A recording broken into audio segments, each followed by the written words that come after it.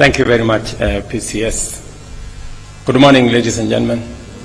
Please take your seats.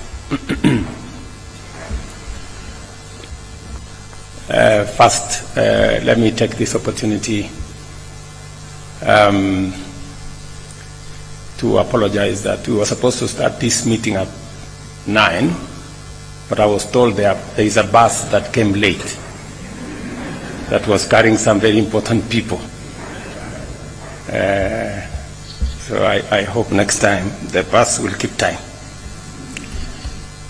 Excellencies, High Commissioners, Ambassadors, ladies and gentlemen, I thank you for your presence here today and hope that you are keeping and enjoying Kenya's warm hospitality. Let me join PCS in saying Happy New Year. Not long ago, we gathered to mark 60 years of Kenya's diplomatic journey and the 61st Jamhuri Day, both momentous milestones reflecting our resilience and commitment to international cooperation. Over the years, Kenya has worked tirelessly with many of the nations and organizations represented here to address pressing bilateral and multilateral issues. The New Year diplomatic address underscores our foreign policy's focus, not just on advancing national interests for Kenya, but on building bridges, fostering respect, and promoting shared purposes across all our friends. Your presence highlights the importance of our collective efforts in strengthening diplomatic ties. I am therefore pleased to announce that this year's address will be institutionalized as an annual event to reflect on past achievements, deepen collaboration with diplomatic community, and set future priorities. Regular engagements will enhance mutual understanding and strategic alignment on many issues that affect all our nations. Ladies and gentlemen, Excellencies, Kenya's commitment to diplomacy has allowed us to forge strong global relationships. Since independence, we have expanded our diplomatic footprint from 6 missions to now 70 stations across the world. We continue to prioritize regional integration, intra-African ties, economic diplomacy, and global peace and security. To better engage our diaspora, the State Department for Diaspora Affairs was established in 2022 to protect, empower, and support Kenyan citizens abroad. I'm very proud of what that State Department has managed to achieve in the last 2 short years. In December, I launched the revised Kenya Foreign Policy 2024, aligning our diplomatic strategy with evolving global dynamics. This policy reaffirms our commitment to international partnerships, regional cooperation, sustainable development, and positioning Kenya as a key player in global affairs. Our foreign policy priorities include deepening diplomatic ties, championing Pan-Africanism, expanding international cooperation, enhancing regional stability, fostering economic development, advocating climate justice, addressing global health challenges, and pursuing an equitable reform process in both international finance and international governance. Excellencies, ladies and gentlemen, Kenya's diplomacy continues to strengthen as reflected in our vibrant civil society, free press, and active citizenry. Our Constitution upholds transparency, inclusiveness, and good governance, cementing our status as a stable democracy. Democracy extends beyond elections. It is about national unity and shared responsibility. We have embraced an inclusive governance model that fosters cohesion across political, regional, and social divides. Africa's youthful population presents both opportunities and challenges. We see Kenya's growing youth demographic as a strength. Our policies focus on job creation, entrepreneurial support, and investments in technology and creative economy. We are also securing bilateral labor agreements to provide our youth with global employment opportunities, and I appreciate the support of all our partner nations in this effort. Our economic recovery efforts are delivering results. We remain focused on infrastructure development, universal health care, education, electricity access, job creation, and reducing the cost of living, and also so that we can improve livelihoods. At the same time, we are minimizing waste, eliminating inefficiencies, closing avenues, and intensifying the fight against corruption.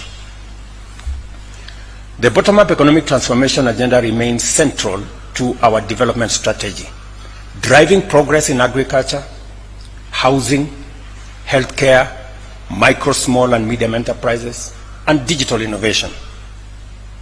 Our subsidized fertilizer program and expanded irrigation have boosted food security, while affordable housing projects are creating jobs and improving living standards of many Kenyans. Taifa Care is making healthcare more accessible, and the Hustler Fund has provided over 60 billion in affordable credit to personal and small businesses. Kenya is also advancing its digital economy with over 18,000 kilometers of fiber optic connectivity completed in the last 2 years, while our target is 100,000 in 5 years. And we are also growing investments in the creative industry. Kenya remains committed to clean energy, investing in renewable manufacturing such as solar panels and batteries. As we pursue these goals, I encourage the diplomatic community to explore opportunities for public-private partnership, trade and investment, so as to drive mutual prosperity between Kenya and the countries that you represent. Through robust bilateral partnerships, Kenya has secured critical support for transformative projects, attracted foreign investments, and strengthened collaboration in trade, health, education, security, and technology. In 2024, we engaged in high-level state visits, joint commissions, economic forums, and strategic engagements to advance our diplomatic priorities. Looking ahead to 2025 and beyond, we aim to deepen our existing bilateral relations while expanding our global reach through mutually beneficial partnerships, including strengthening South-to-South cooperation and other interventions. Kenya has risen to the global stage in a world where Cold War-era divides are giving way to pluralism and diversified diplomacy. Our objective is to forge partnerships that deliver tangible benefits for all our people. In this regard, I am eager to explore new avenues of cooperation with each and every country that you represent. Our approach to regional peace, security, and prosperity is anchored in the belief that unity and integration are essential to unlock the full potential of East Africa, Africa, and beyond. This commitment is reflected in our leadership within regional organizations such as the East African Community, the Intergovernmental Authority on Development, IGAD, and the Africa Union, of course. As the current chair of the East African Community, Kenya is dedicated to advancing the community's objectives by building on past achievements. Strengthening intra-regional trade remains a priority as it holds immense potential for economic growth and creating opportunities for jobs and for enterprise. We are also focused on enhancing regional infrastructure connectivity and addressing security challenges within East Africa. Beyond the East Africa and the EAC, Kenya remains an active member of the Africa Union, playing a key role in peace building across the continent. I am honored to serve as the champion for Africa Union reforms, a role aimed at enhancing the Union's ability to respond effectively to Africa's challenges.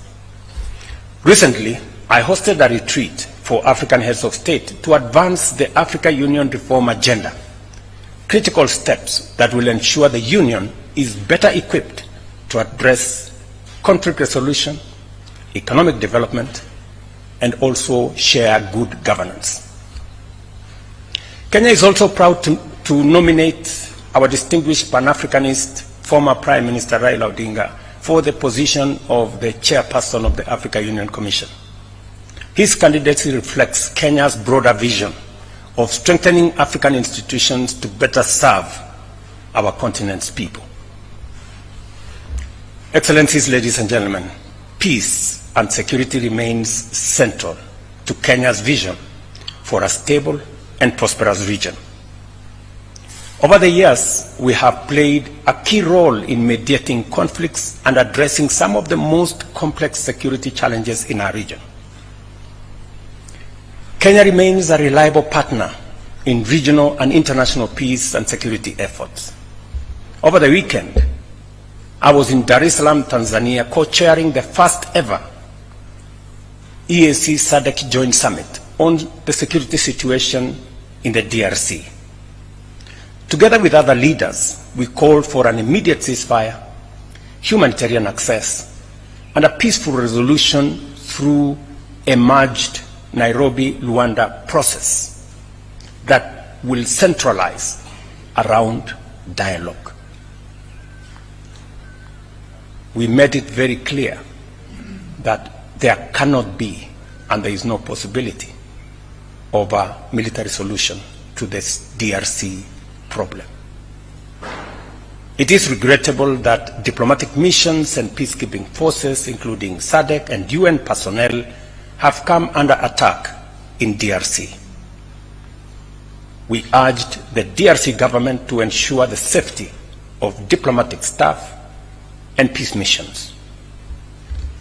Peace initiatives such as the DRC process require sustained funding. However, many efforts falter due to inconsistent financing, leading to delays that create vacuums and risk further violence. To prevent this, we must establish a structured and predictable mechanism for funding peace initiatives. I urge states and international organizations to work together to guarantee adequate resources for effective peace building. In fact, as part of the reorganization of the Africa Union in the reform process, is to do more around conflict prevention and peace building, rather than managing conflicts when they are already fully blown.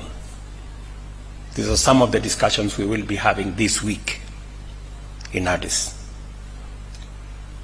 To this end, we propose that EAC and SADC ministers convene a joint meeting to establish a joint technical team under the two regional secretariats. This team would develop a coordinated strategy for financing, ensuring accountability, and mobilizing support from partners, including those gathered here today, hopefully.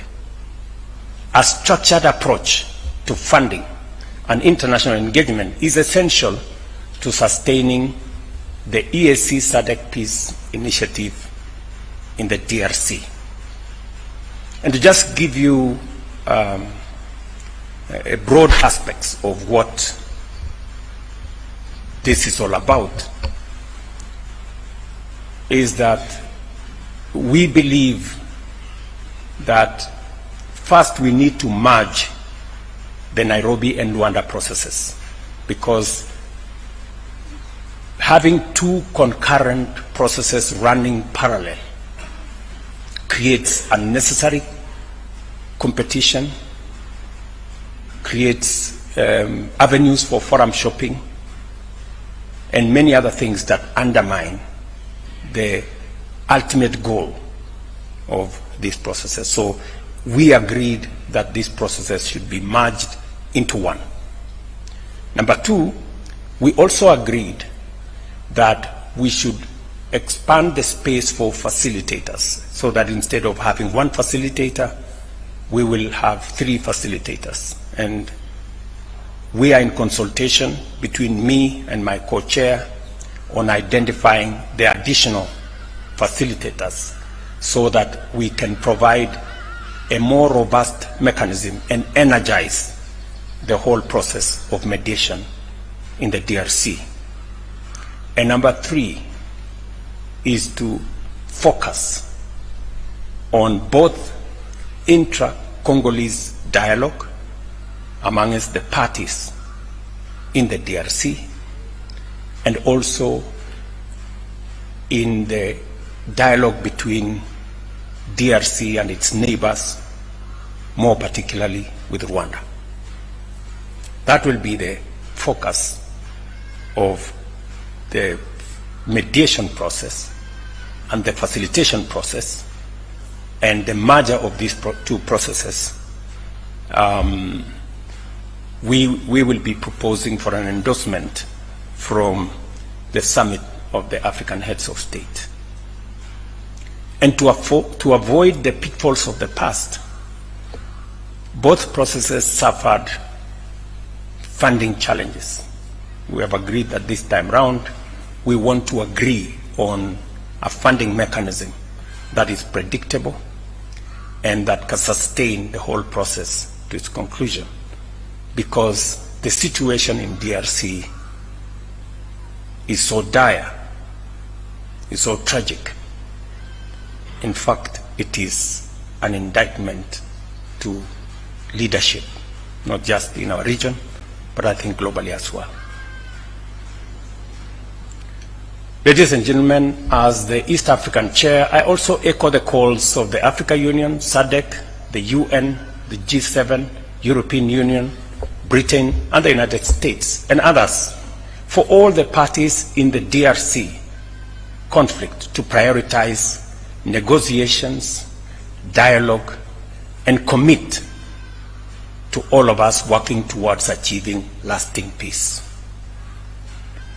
Kenya's peace and security efforts extend across the continent, to the Tumaini initiative, which is aimed at fostering dialogue and reconciliation in South Sudan, to our contribution towards stabilizing Somalia. On the Tumaini process, we believe that process is in the tail end. Hopefully in the next couple of weeks, maybe a month or 2, we should be able to conclude that process and allow the people of South Sudan to focus on their development towards an election that will give the people of South Sudan the opportunity to choose their leaders.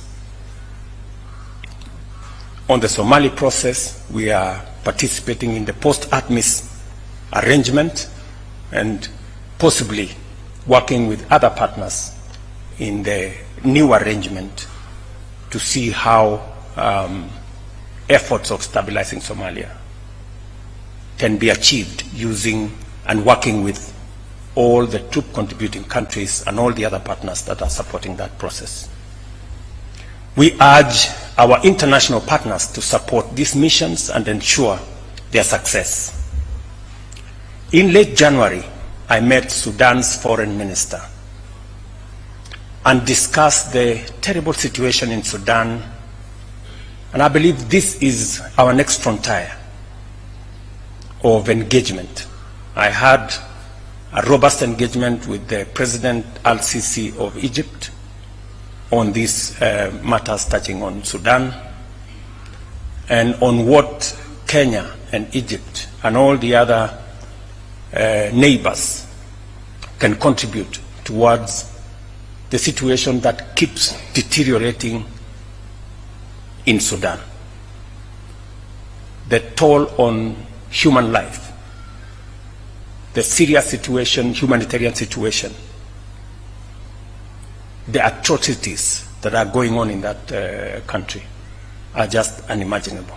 And we cannot continue, it cannot continue to be what it is. And therefore, even as we hem in on Somalia and on DRC and concluding what we are doing in South Sudan, Sudan must of necessity be the next frontier for us to focus. Beyond Africa, Kenya is also contributing to global security through the Multinational Security Support Initiative in Haiti, demonstrating our commitment to Pan-African solidarity wherever it is needed. I invite the diplomatic community to encourage their governments to join us in this vital humanitarian and multilateral effort. I must thank countries that have worked with us, El Salvador and all the other countries, Jamaica, and of course the support of the United States and the UN family in advancing the cause of peace and stability in Haiti.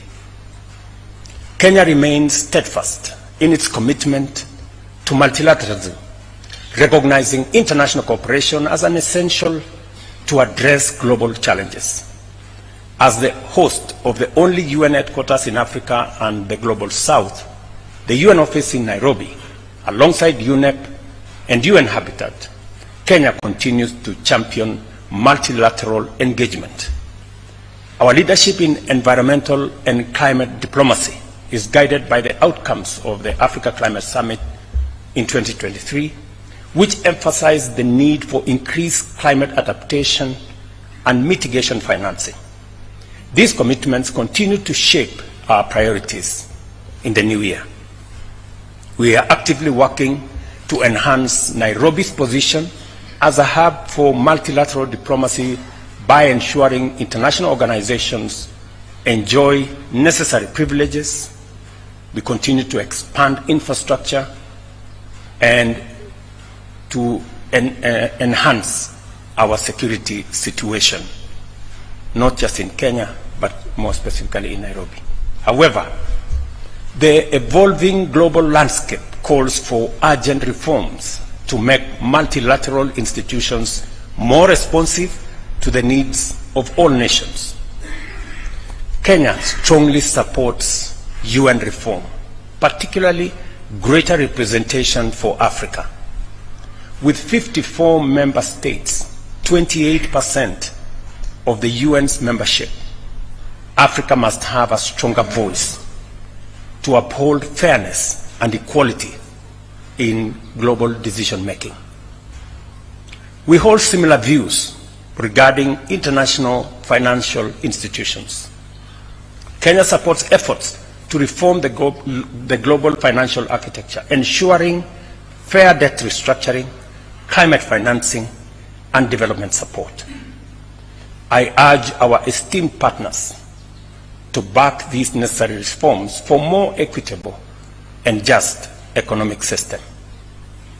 Kenya's efforts to secure concessional funding through AIDA window of the World Bank, that I championed during the AIDA 21 Replenishment Summit in Nairobi, resulted in raising US dollars 100 billion, the highest ever.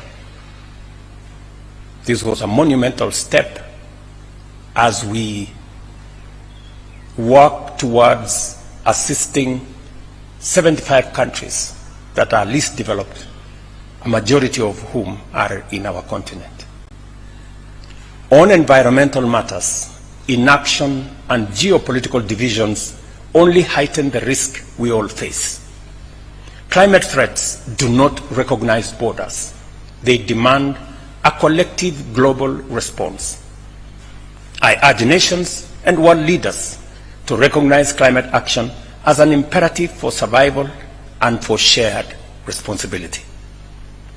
Kenya remains committed to collaborating with like-minded nations to push the climate agenda forward. Domestically, Kenya has made remarkable progress in transitioning to a green economy, with over 93% of our grid electricity generating from renewable resources such as geothermal, wind, and solar. Our national tree planting and restoration campaign, targeting 15 billion trees by 2032, is on course. In 2024, our efforts led to the planting and growing of 750 million trees. As we approach COP30, we call on international partners to honor their climate financing commitments. Kenya will continue leading by example, advocating equitable climate financing, and ensuring Africa's voice remains central in global climate discussions. I urge for your support in this endeavor. Excellencies, ladies and gentlemen, I commend the diplomatic missions and international organizations in Kenya for their cooperation, goodwill, and support. Your contribution in trade, investment, health, education, technology transfer, infrastructure development, capacity building, and security are invaluable. Kenya deeply values the expertise and resources you bring to our shared efforts. The diplomatic community serves as a vital bridge between nations, fostering dialogue and cooperation. I invite you to engage freely with our government on matters of mutual interest. Kenya remains your dependable and committed partner in bilateral, regional, and global affairs. As we embark on this new year, I extend my warmest wishes for a prosperous and impactful year ahead. Let us strengthen our partnerships to ensure that our collective efforts translate into meaningful progress for our people and for the world. Once again, thank you for your continued support and collaboration, and may God bless you. Thank you very much.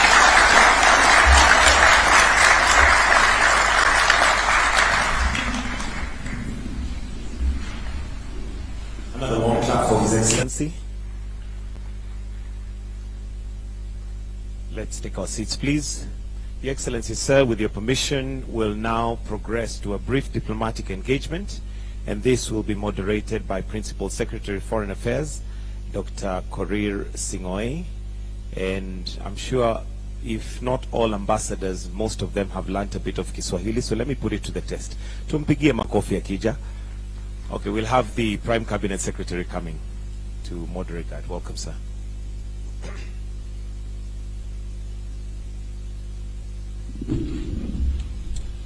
Thank you, Your Excellency.